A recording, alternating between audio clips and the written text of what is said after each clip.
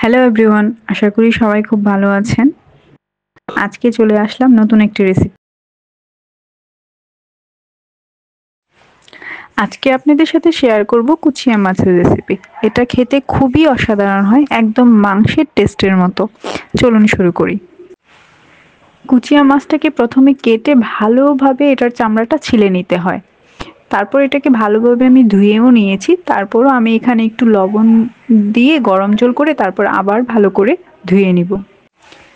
এখানে আমি রান্নায় ব্যবহার করব কিছু আলু টুকরো করে কেটে রেখেছি, পেঁয়াজ কুচি করে রেখেছি, 3টে মতো হবে, আর জিরা বেটে রেখেছি, আদা বাটা, রসুন বাটা এবং এলাচ দারচিনি মানে গরম মশলা বেটে রেখেছি আর কি।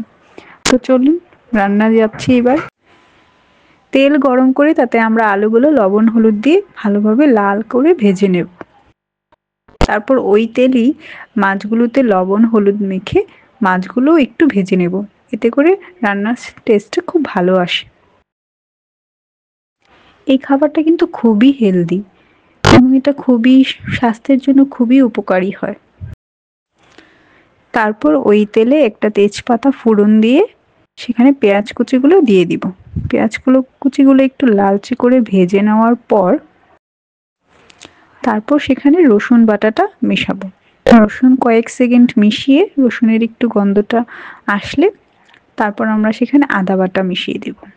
আদা বাটা মিশিয়ে একটু নাড়াচাড়া করে তারপর সেখানে আমরা হলুদ গুঁড়ো, স্বাদ মতো লঙ্কা গুঁড়ো, তারপর ধনে গুঁড়ো দিয়ে একটু জল দিয়ে মশলাটা খুব ভালো করে কষিয়ে নেব। তারপর সেখানে আমরা বেটে রাখা জিরাটা মিশিয়ে দিয়ে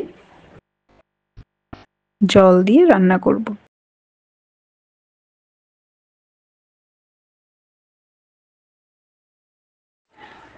ভালোভাবে একটু তেল ছেড়ে ছেড়ে আসলে কষানো হলে সেখানে আমরা আলুগুলো দিয়ে দিব।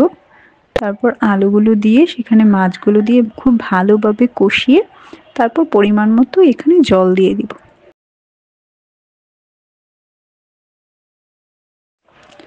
এখানে আলু মাছ দিয়ে ঝোলের সাথে কিছুক্ষণ ফুটিয়ে নিব। তারপর আমাদের পরিমাণ অনুযায়ী আমরা ঝোলটা রেখে বা একদম শুকনো করা যেতে পারে করে তখন আমরা সেই অবস্থায় এলাচ দারচিনি বেটে রেখেছিলাম যেটা, ওই পেস্টটা মিশিয়ে দেব। পেস্টটা মিশিয়ে দিয়ে একটু নাড়াচাড়া করে তারপর আমরা এটাকে নামিয়ে ফেলব। ভালো লাগলে অবশ্যই চ্যানেলটিকে সাবস্ক্রাইব করে পাশে থাকবেন। ধন্যবাদ সবাইকে।